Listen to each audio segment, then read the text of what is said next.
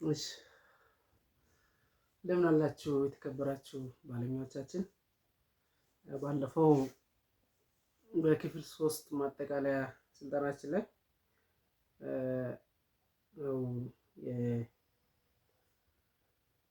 የስልጠናውን ስናጠናቅቅ እንግዲህ መጨረሻችን የእንስሳት እድገት አሰላል ላይ አይተን በክፍል 4 እንደምንገናኝ ቀጠሮ ይዤ ነበር የተለያየሁት። እንግዲህ እነሆ ዛሬ ማር ምርት ትመናን ነው የምናየው። ማር ምርት ትመና እንግዲህ የራሱ የሆነ የአተማመን ስርዓት አለው። እንግዲህ ሌሎችን እንዳየን ዛሬ ግን የወረዳ ምርት ትመና ውጤት አልያዝኩም። እንዳጋጣሚ ነው ሰው ለማንበብ ወስዶ ሰው ጋር ነው ያለው። እሱ በአጠቃላይ ምርት ትመና ውጤት ሪፖርት ማለት ነው። ዛሬ ግን የእንስሳት ምርት ትመና ማኑዋሉን ሃው ቱ ኤስቲሜት የትመናውን እውቀት የጨበጥንበት ይሄ ትመና ማኑዋል ዋና መነሻ ስለሆነ ችግር የለም። ስለዚህ እንዴት እንደሚተመን ነው ዛሬ የምንሰለጥነው። እንግዲህ በቀበሌያችን ባለንበት ቀበሌ ላይ ምን ያክል ማር በአመት ይመረታል የሚለውን ለመተመን በመጀመሪያ በቀበሌያችን ያለውን ቀፎ በአይነት ማለትም ባህላዊ፣ ሽግግር፣ ዛንደር ወይ ዘመናዊ እና ጨፈቃ እንግዲህ የተለመደው እንደዚህ 4 አይነት ቀፎች ናቸው። ስለዚህ እነኚህ ቀፎች የመለየት ስራ ነው መጀመሪያ የምጠበቅብን። ከዛ ንብ ያለባቸውን ቀፎች ለምሳሌ 10,000 ባህላዊ ቀፎ በቀበሌያችን ቢኖር 10,000 ብለን ላንወስድ እንችላለን። ምክንያቱም ንብ የሌለባቸውን ማር ለማግኘት ንብ መኖር ግድ ነው። ስለዚህ ከዛ ውስጥ ስንቱን ንብ ያለው የሚለውን ዶክመንት አድርገን መያዝ ግድ ነው የሚሆነው። ከዛ በኋላ ያንዳንዱ ቀፎ በአይነት መዝግበን ከያዝን በኋላ ደግሞ የአመቱ የማር ምርት ለማግኘት አማካይ ማር ምርታችን ከአንድ ቀፎ ምን ያክል ነው የሚለውን ደግሞ ማወቅ ግድ ነው። ይሄ ደግሞ ከአርሶ አደሮች ቀጥታ ኢንተርቪው በማድረግ እኛ ራሳችን ቀፎ የሚቆረጥበት ጊዜ የተገኘውን ማር ለክተን ምናልባት አርሶ አደሩ አብዛኛውን ጊዜ ምርት ስለሚደብቅ በባህል በደንብ ባህል ስለሚያከሩ ለእኛ ትክክለኛ ምርት ሊነግሩን ስለማይችሉ አንዳንዴም ምርት የሚሰበሰብበት ቦታ ላይ በመገኘት የተገኘውን ማር መዝግበን ይሄን ደግሞ ለመስራት ቀበሌ ውስጥ ካሉት ጎጦች አንድ ቀበሌ ውስጥ ሆኖ ደጋ ወይና ደጋም ሊኖር ይችላል። አንድ ቀበሌ ውስጥ ሆኖ ደረቅ ቆላማና ወይና ደጋ ሊኖር ይችላል። ደረቅ ቆላማና ወይና ደጋ እኩል የማር ምርት ላይጠበቅ ይችላል።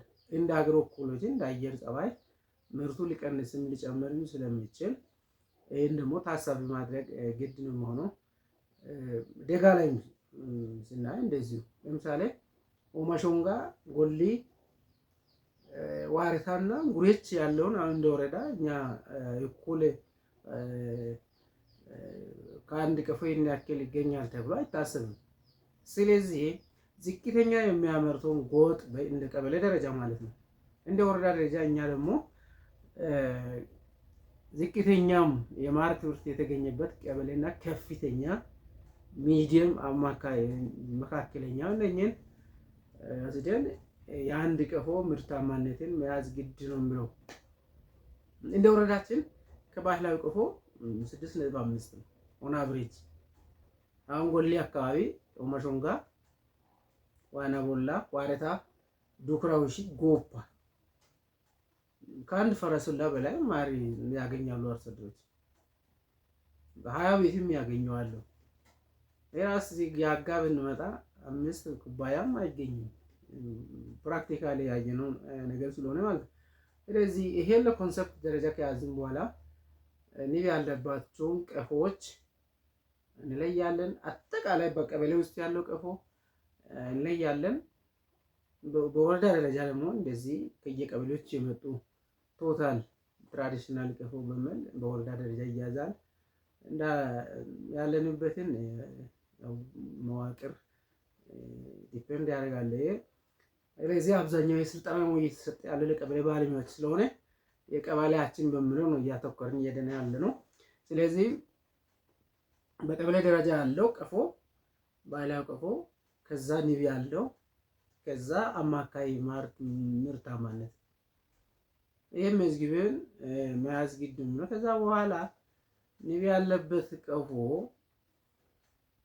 ከያዝን በኋላ ቶታል አሁን እንደ ወረዳ አማካይ የማር ምርታማነት 6.5 ኪሎ ነው አቨሬጁ ማለት ነው። ከዛ በላይም አሁን ቅድም ያልኳቸው ቦታ ፖቴንሻል ነው ኦላ፣ መራሻኪያ፣ ወመሾንጋ እነኚህም ጎሊ የሚባሉ ቦታዎች ላይ እስከ 20 ኪሎ ይገኛል። ስለዚህ እሱን ሰቅለን እግሮችን ያጋውን የበቆን አልፈን ደግሞ ታች ደረቅ ቆላማ ሽምሮ አይነት ቀበሌዎች ላይ ውጤት መጠቀም ስለማንችል ዝቅተኛውን ከፍተኛውን ወስደን መካከለኛውን ለወሰድነው ናሙና አካፍለን ነው የአቨሬጁ ማግኘት። ይሄ ነው ትንሽ ወደ አኩሬሲ የሚቀርብ ውጤት ሊሰጠን የሚችለው።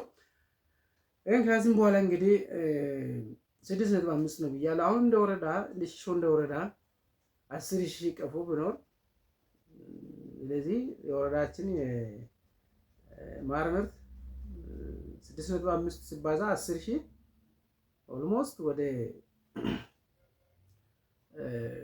60 ምናምን ሺህ ይሆናል ማለት ነው። 60,500 ኪሎ ግራም ይሆናል ማለት ነው። ለምሳሌ ይሄን ኤግዛምፕል ነው። የወረዳችን ቢሆን 10,000 ንብ ያለው ባህላዊ ቀፎ ቢኖር አማካያችን 6.5 ነው። ስለዚህ 60,000 ግራም አካባቢ። ስለዚህ የማር ምርት ትመናው እንደ ሌሎቹ ውስብስብ አይደለም። እንደ ወተት፣ እንደ ስጋ፣ እንደ ቅቤ እነዚህ ትንሽ ብዙም ውስብስብ አይደለም። ደግሞ ከትመናዎች ደግሞ ቀላል የማር ምርት ትመና ነው የሚለውን እንይዛለን። ስለዚህ የባህላዊ በዚህ ካገኘን ወደ ሰም ምርት ትመና ነው የምናልፈው። ሰም የሚመረተው ደግሞ ሰምን ከመተመናችን በፊት የምንተምነው ሰም ምንጩ ያ ማር ነው። ያ ማር ከባህላዊ ነው ወይስ ከሽግግር ነው ወይስ ከዘመናዊ ነው የሚለውን ደግሞ መጀመሪያ ማየት አለብን። አሁን ብዙ ሰም የሚገኘው ከባህላዊ ቀፎ። ባህላዊ ቀፎ በነገራችን ላይ ሰም ለማግኘት የተለያዩ እንትኖችን አቅልጠን ነው የምናገኘው። ስለዚህ በማር ንጽህና በጣም ሊስት እና ፑር የሆነው ባህላዊ ቀፎ ነው። ስለዚህ ብዙ ማር የማይመረትበት ቀፎ ውስጥ ደግሞ ብዙ ሰም ይገኛል ተብሎ ይታሰባል። እንግዲህ የተሰራ ናሙና እንደሚያሳየው እስካሁን ምናልባት ሌላ ጥናት ተጠንቶ ከመጣ እሱን ታሳቢ ኢንዲኬተር አድርገን ልንጠቀም እንችላለን። ለአሁን ግን እስካሁን ስንጠቀም የቆየው አንድ ሰም ኪሎ ግራም ሰም ለማግኘት ከባህላዊ ቀፎ የተገኘውን ማር 8 ኪሎን ጨምቀን 1 ኪሎ ሰም እናገኛለን ማለት ነው። ስለዚህ የተገኘውን ማር ስንጀምር ስለዚህ ቅድሙ አሁን 60,000 ነው። 60,000 ከሆነ 60,000 ደግሞ ለ8 ስናካፍል የሆነ ቁጥር ይመጣል ማለት ያ ይሄን ካክል ከ10,000 ቀፎ የተገኘው 60,500 ኪሎ ግራም ማር ነው። ከዚህ ደግሞ ከ1 ኪሎ 8 1 ኪሎ ሰም ለማግኘት 8 ኪሎ ማር ይፈጃል ማለት 8 ኪሎ ማር ጨምቀን 1 ኪሎ ግራም ሰም እናገኛለን ማለት ያ ማለት 60,500ን ስምንት በስምንት ስናካፍል መጣ ነው። ስለዚህ ከ8 ኪሎ ግራም 1 ኪሎ ሰም የሚገኝ ከሆነ ከ60,000 ኤክስ ብለን ክሪክ ክሮስ ሜተድ ተጠቅመን እናገኛለን። ይህም ተራ ነገር ነው፣ ብዙም ውስብስብ አይደለም። ቀጣይ ወደ ሽግግር ቀፎ እናልፋለን ማለት ነው። ስለዚህ የሽግግር ቀፎን የማር ምርታማነት ለመተመን ልክ እንደ ባህላዊ ያ ቶታል ነምበር ኦፍ ትራንዚሽናል ሃይቭ ዘን ዞዝ ሃይቭስ ወዝን ኮሎኒ ከኒው ጋር ያለው። ስለዚህ ኒብ የሌለው ኦና ቀፎን ለማር ትመና እንጠቀም። ምክንያቱም የሌለው ውጤትን ውሸት ሪፖርት ማቅረብ ስላለብን ማለት ነው። የምንሰራው ስራ የተማሪ ሰዎች ነን፣ ሪፈር የምናደርገው ነገር አለ። ስለዚህ ኦና ቀፎ ኒብ የሌለው ትምና ውስጥ የምናስገባ ከሆነ የሌለ ማር አለ ብለን መመዝገብ ስለሌለብን በኒብ ባለባቸው ብቻ ነው እንተምነው። ስለዚህ ቀበሌያችን ውስጥ ያለው ሽግግር ቀፎ ይመዘገባል። ከዛ ደግሞ በኒቦች የተሞላው እነዚህና ልክ እንደ ባህላዊው አማካይ የማር ምርት እንደየቀበሌያችን ሊለያይ ይችላል። ግን እዚህ ላይ አሁን ለዚህ ስልጠና እናንተ ለማስረዳት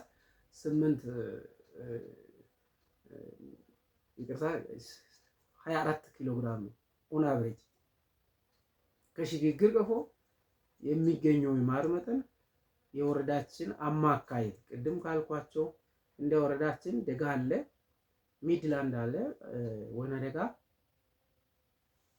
እንደገና ደግሞ ደረቅ ቆላ እንደ ሽመሮ፣ ጉባ፣ ዳውታታ አይነት ነህሪዮ ነኝ ደግሞ ደረቅ ቆላማ ነው የሚባለው። በተለምዶ ግን በረሃ ይባላል። በረሃ አይደለም። ያው በተለምዶ ትንሽ ፀሐይ ትንሽ ሞቅ ሲል ያው ሰው በረሃ ነው የሚለው፣ ደረቅ ቆላማ ነው የሚባለው።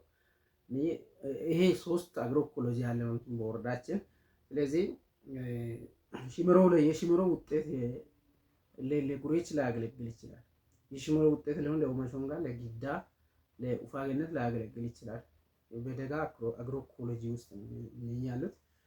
ሚድላንድ ዋና ቦላ፣ ነጋሮ፣ ኩታ ጌጫ በከፊል ኩታ ጌጫ ላይ ጎሌ አካባቢ ደጋማ ያለው ግን ሚድላንድ ነው ወይና ደጋ ብለን ነው የምንይዘው። ስለዚህ 24 አለ ከአንድ ቀፎ ኦን አቨሬጅ ከትራንዚሽናል ማለት ከራሚ ከሆነ እንደ ጎሊ ወስደን አሁን ይሄን አንድ ቀፎ ብናስቀምጥ እስከ 40 ይገኛል። እንግዲህ ሰርተን ስላላየን ዛው ቀፎ አስቀምጦ ምናልባት ዲሞንስትሬሽን ሰርቶ ማየት ይቻላል። ከባህላዊ እስከ 20 ያገኛሉ ጎሊ አካባቢ። ስለዚህ ሽግግር ቀፎ አስቀምጠን 30 ፍሬ ውስጥ በጣም 40 60 ይገኝ ይችላል እንደየ ኒቦቹ ጥንካሬ ማለት ነው። የአዛውርኖ ንብ፣ የአግሮ ኢኮሎጂው፣ የአበባው ወቅት እነኚህ ሁሉ ፋክተር ያደርጋሉ እና ስለዚህ ሲምተምን እነኚህ ነገሮች ታሳቢ ማድረግ አለብን። ለምሳሌ 100 ሽግግር ቀፎ በቀበሌያችን ቢኖር በኒብ የተሞላ 24 ሲባዛ 100 እኩል ይሆናል 2400 ኪሎ ግራም ማር አገኘን ማለት ነው። ስለዚህ ቀላል ነው ማር ምርት ትመና። ስለዚህ ወደ ሰም ሲነድ ደግሞ ከሽግግር ቀፎ ከዘመናዊ ከጨፈቃ የሚገኘው ማር ከባህላዊ ቀፎ ከተገኘው ማር የሚለየው ከባህላዊ ጋር ስናነጻጽር ሽግግር ወይ ትራንዚሽናል ቀፎ የተሻለ ነው ተብሎ ይታሰባል። ስለዚህ 8 ኪሎ ግራም ማር ጨምቀን 1 ኪሎ ግራም ሰም እናገኘው ባህላዊ ላይ ያለው ውጤት እዚህ ስንመጣ 10 ኪሎ ግራም ማር መጭመቅ ግድ ይለናል ማለት 1 ኪሎ ግራም ሰም ለማግኘት። ይህ ማለት ከባህላዊ ቀፎ ጋር ስናነጻጽር ሽግግር ቀፎ ላይ ያለው ማር ጥራት አለው ማለት ነው። ስለዚህ ብዙ ጥራት ማር ጥራት እያስጠበቅን ስንሄድ ሰም መጠን እየቀነሰ ነው ማለት ይሄን በደንብ መረዳት አለብን ማለት ነው። ንጹህ ማር ለማግኘት በሰራን ቁጥር ሰም ምርት እየቀነሰ ነው ማለት። ስለዚህ ለምሳሌ 100 ቀፎ በንብ የተሞላ ቀፎ በቀበሌያችን ቢኖር አሁን የወረዳን እንደው እንደ ምሳሌ ወስደን በ24 አብዝተን 2400 ኪሎ ግራም ማር አለ ማለት ነው በቀበሌያችን። ይሄ ይጠበቃል። ይሄን ደግሞ ለ10 ማካፈል እንዲመጣ ለ10 ስናካፈል 240 የአንዷን ዜሮም አይኗን ማጥፋት። ስለዚህ 240 ኪሎ ግራም ሰም ይጠበቃል ማለት ነው ከ2400 ማር ማለት ነው። ቀላል ስለሆነ ብዙም እዚህ መቆየት አያስፈልግም። ሌላው የዘመናዊ ወይም ዛንደር የምንለው ቀፎ አይደለም። ይሄ ደግሞ በጣም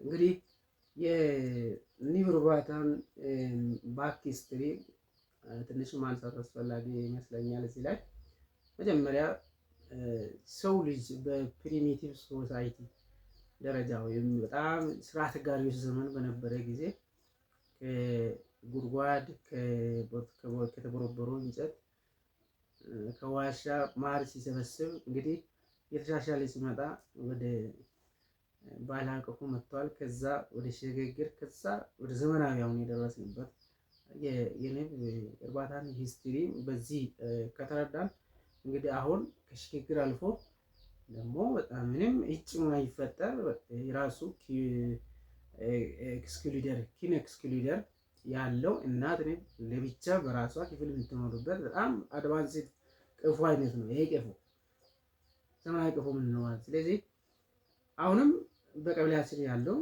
ዘመናዊ ቀፎ ቁጥር ማወቅ ግድ ይለናል። ዘን አሁን ልክ እንደዛ በቃ ከንብ ጋር ነው በቃ ማር ምርት መናን እናገናዝበው። ንብ ያለው ስንት ነው? ንብ ያለው ስንት ነው? ስለዚህ ይሄን ከተረዳን አሁንም የወረዳችን እዚህ ላይ ጠቅሼ አልፋለሁ። ግን የእናንተን ቀበሌ አሁን ምሳሌ ሾረጥቀ ያለ ሊማት ሰራተኛ ወይ ሽምሮ ያለና ማሾንጋ ያለው ኦላ ያለው እኩል ማር ምርት አይኖርም ከአንድ ቀፎ ማለት ነው። ኦላ ላይ በጣም የተሻለ ብዙ ምርት ይገኛል በፕራክቲስ ያየን ስለሆነ ማለት ነው። ዶክተሮች ላይ በጣም ይሄዳል። እንደው አንድ ሰሞን 2015 ላይ ዋሬታ ላይ ዋሻ የሚባል ልማት ቡድን ከአንድ ቀፎ 58 ኪሎ ግራም ዶክ በጣም በሪሰርች ደረጃም እንደው ሰዎች በጣም አፕሪሺየት ያደረጉ በሪሰርች በምርምር ደረጃ እንዲህ ተገኝተው አቅም ነው ያሉት። ይሄን ያህል የሚቃቅም አለን ወረዳችን ለመናገር ቢንሰራ እኮ በጣም የኛ ማህበረሰብ ህይወት መቀየር የምንችልበት ትልቅ ጸጋዎች አሉ። በዛ ልክ ደግሞ የሚወርድበት አካባቢዎች አሉ። ግን ኦን አቨሬጅ እንደ ሺሾ እንደ ወረዳ የያዝነው 32 ኪሎ ግራም ከአንድ ቀፎ እስካሁንም እየተጠቀምን ያለን። ምናልባት ለወደፊት ቀፎ አቅራቢያ አሁን አበባ የመትከል ንብ ርቃ እንዳትሄድ እዛ አካባቢ የኔክታር ሶርስ የሚቀሰምበት የአበባ ዱቄት የሚታገኝበት ሁኔታ አመቻችተን ቅርብ ሲሆን ደግሞ ብዙ ጊዜ ተመላልሳ አበባ ታመጣለች። ዘን ብዙ ጊዜ አበባ መጣ ማለት ብዙ ማር ትሰራለች። ይሄ ምርት ለመጨመር አንዱ ኢንዲኬተር ነው። ይሄን አድርገን ምናልባት አሁን 32 ላይ የነበረውን የኛ አቨሬጅ ወደ 40 ወይ 38 ልናሳድግ እንችላለን ማለት ነው። ባለሙያዎች አስራራችሁ ሙያችን ላይ በደንብ ትኩረት መስጠት አለብን። ዛሬኛን ማንም ተነስቶ ግብርናን መሳደብ የለበትም።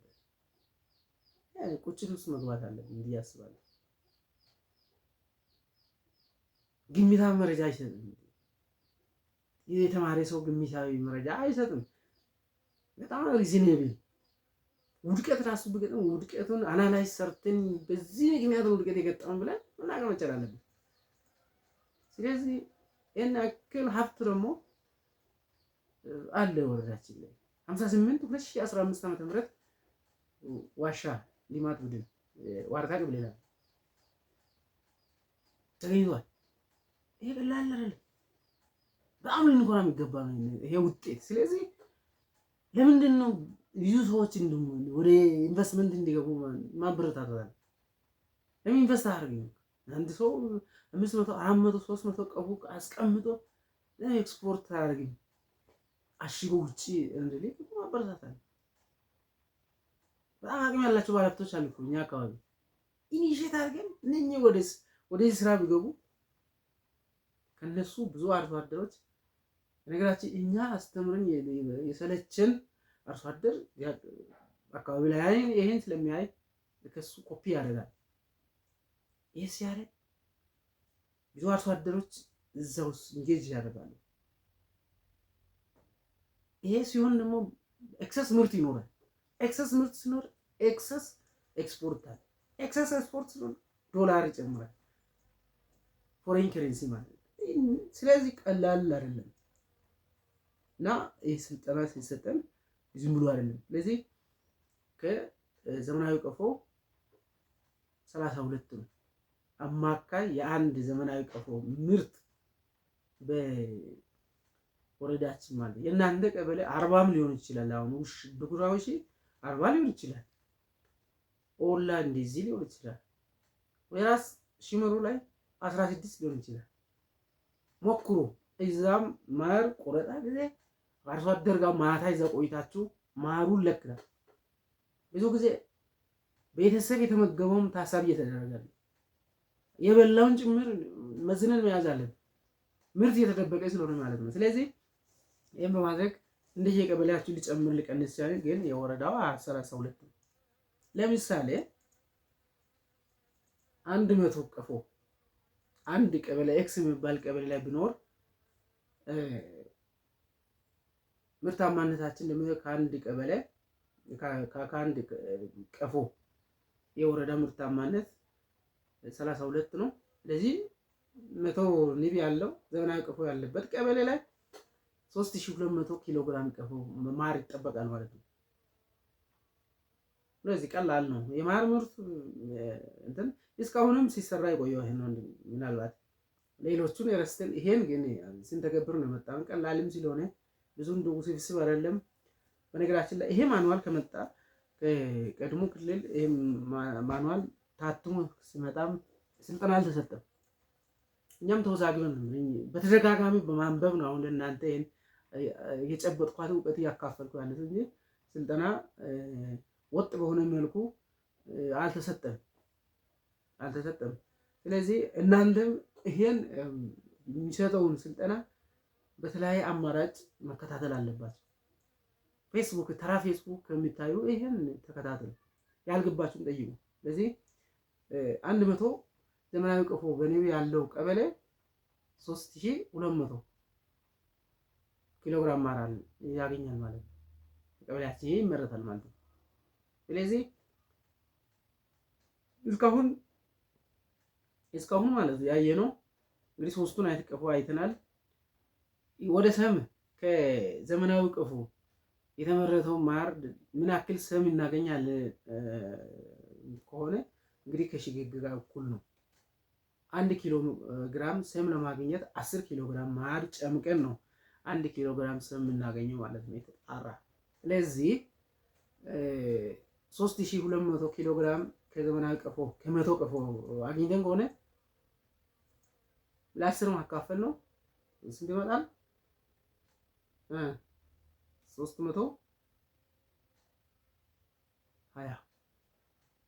320 ኪሎ ግራም ሰም ይጠበቃል።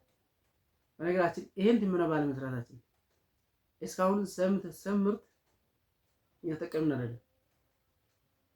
ቀፎ አንድ ቤት ሲቆረጥ ማር ተሰብስቦ ቤተሰብ ብዙ ኪሎግራም ማር ኮንሱም ያደርጋሉ። ማሩን መጥጦ የሚተፉት ሰም እዛ ውስጥ ነው ያለው። እሱን ዝም ብለን እያየን ነው እየባከነ ያለው። ይሄን ተከታትለን አርሶ አደሩ ግንዛቤ ሰጥተን ከዛ አፍልቶ ጨምቆ ሰም እንዲያገኝ ምክር ሀሳብ መስጠት አለብን። ይሄ እኮ ባለሙያ ስራ ነው። ይሄን ጉድል ክፍተት እንድንሞላ ነው ቀበሌ ላይ ተመድበን የምንሰራውና መንግስት በእኛ ላይ የጣለውን ትልቅ ኃላፊነት መወጣት አለብን። አደራ ለመስጠት ፈልጋለሁ። እንግዲህ የመጨረሻው ቀፎ አይነት እንደ አካባቢያችን ቅርብ ጊዜ የተስፋፋው የጨፈቃ ቀፎ። የጨፈቃ ቀፎ በጣም ውጤታማ ሙያ ክፍተት፣ ቴክኒካል ክፍተቶችን ሞልተን አርሶ አደሩን ደግፈን እናሰራ ከሆነ በጣም ንቦች ወዶ የሚቀመጡት እንደውም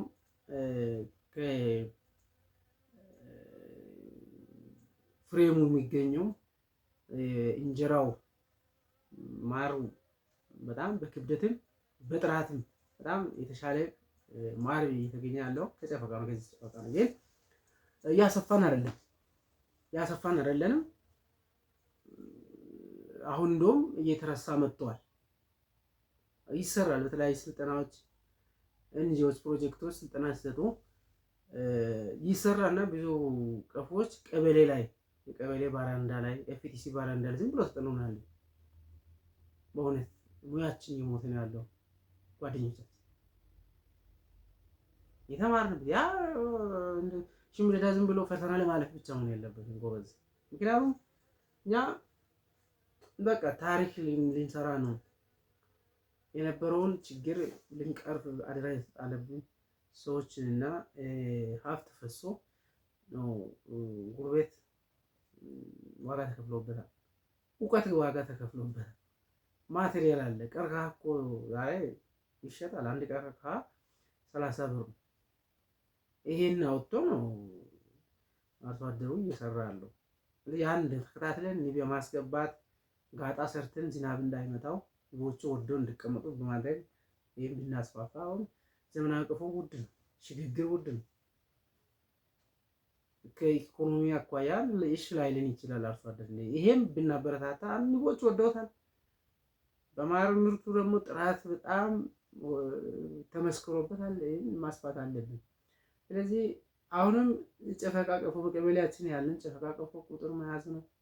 ከዛ ንብ ያለባቸውን ጨፈቃ ቀፎ ቁጥር መያዝ ነው። እዚህ እንደቅድሙ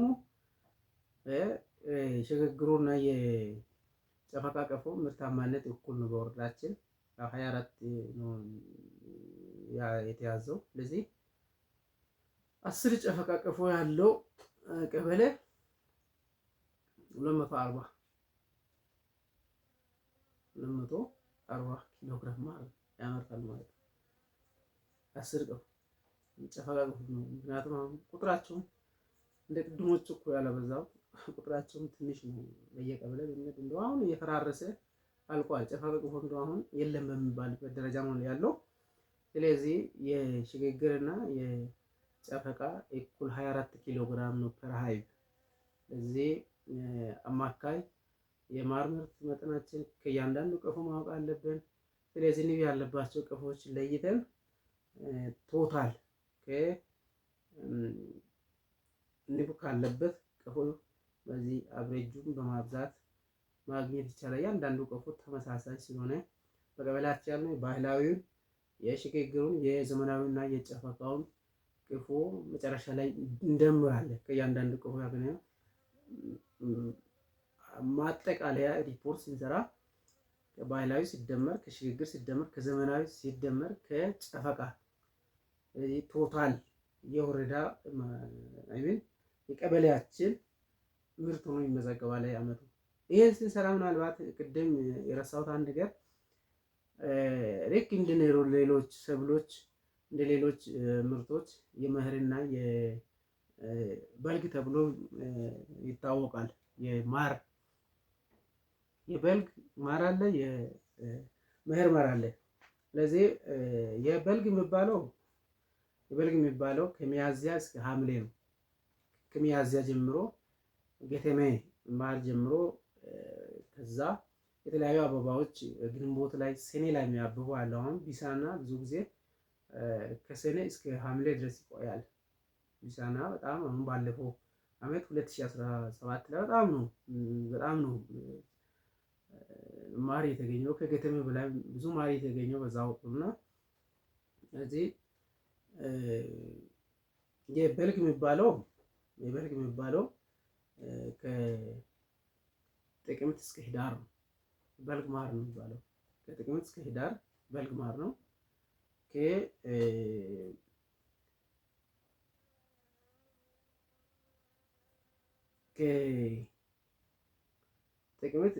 ከጥቅምት እስከ ህዳር የመኸር ማር ነው የሚባለው።